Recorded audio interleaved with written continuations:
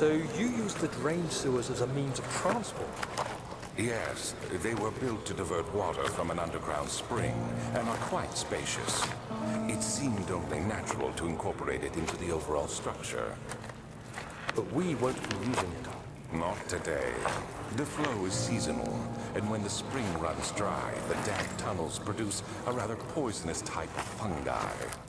There is an antidote, of course, but we won't be bothering with it today. Come, this way instead. We're almost there.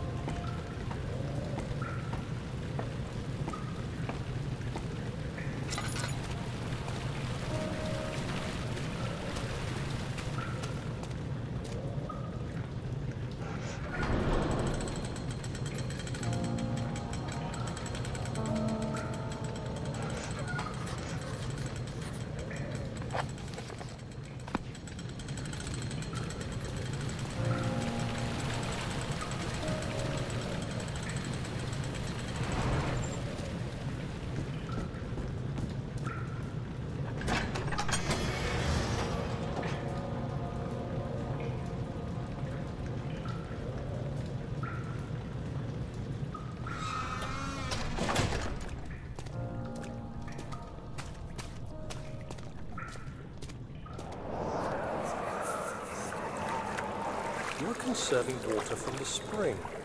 Yes, it enables me to control the water in the drain sewers to some extent. Also, it can be used for all sorts of purposes. Like for drinking? Well, that too. But mostly to run different machines. Ah, like water mills. Exactly.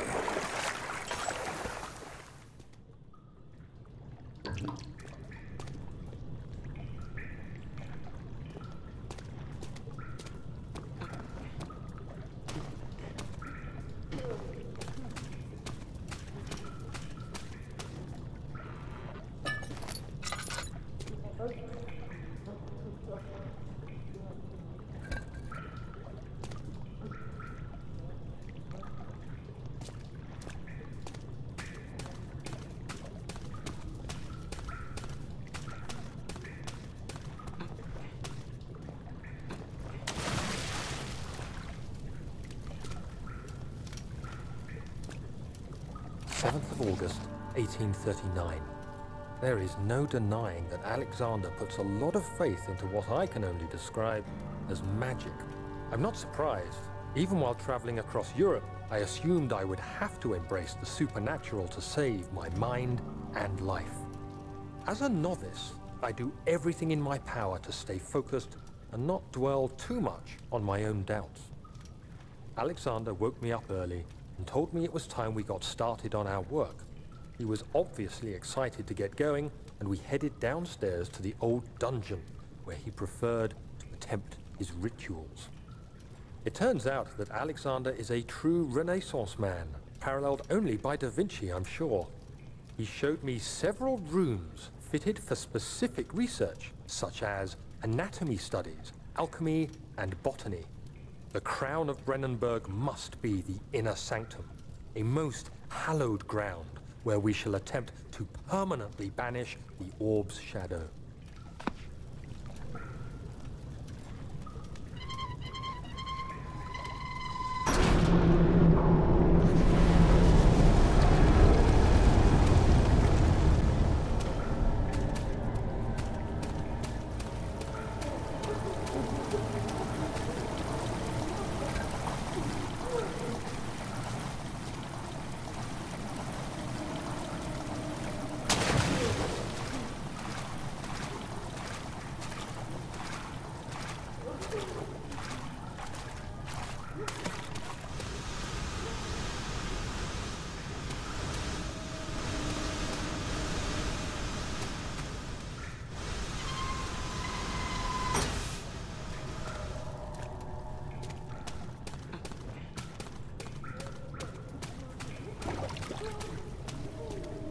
8th of August, 1839.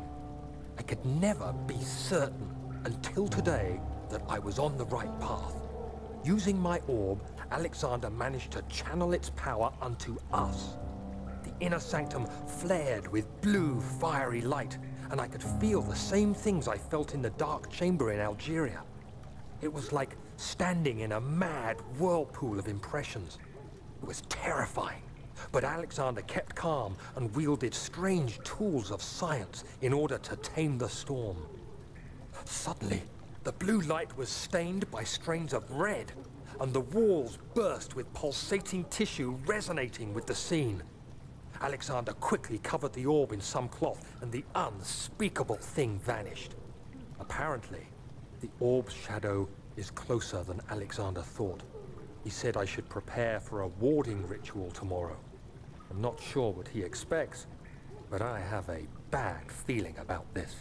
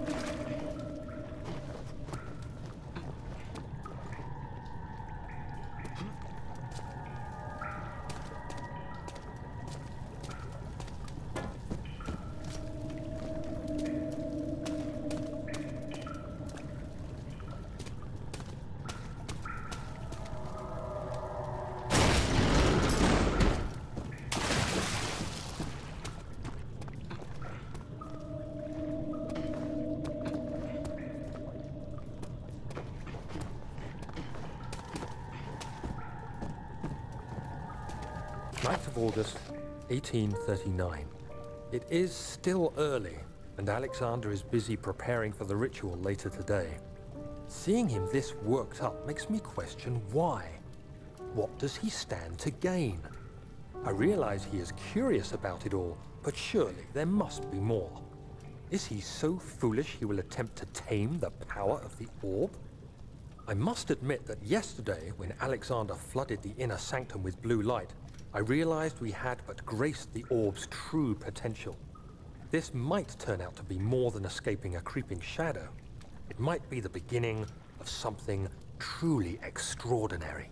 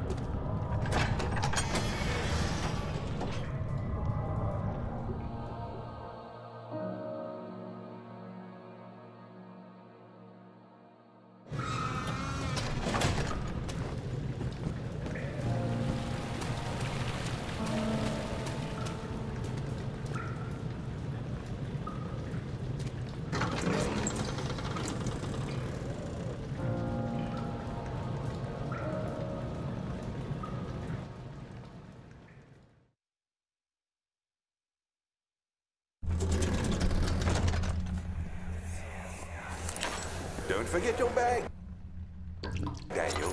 I won't, Herbert. There is no shame in using a parasol in the desert. As it happens, it's imperative to your survival. But it looks ridiculous.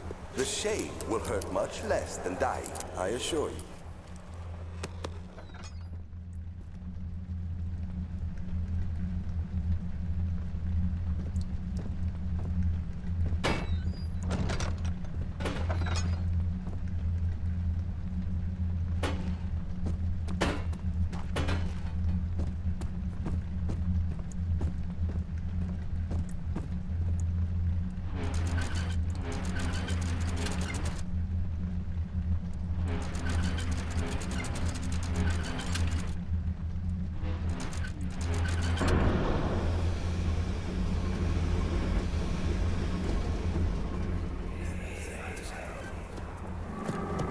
but how did we find this place?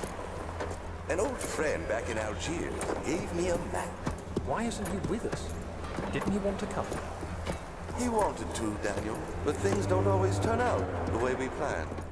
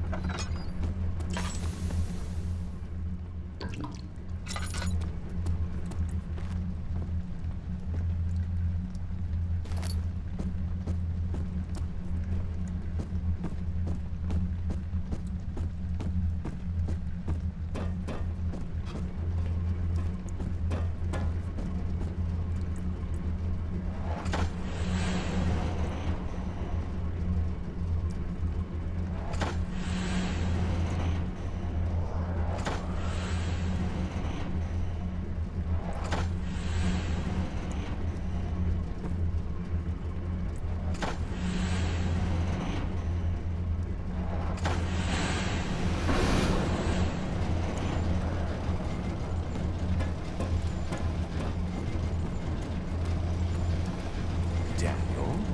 Is that you? What are you doing?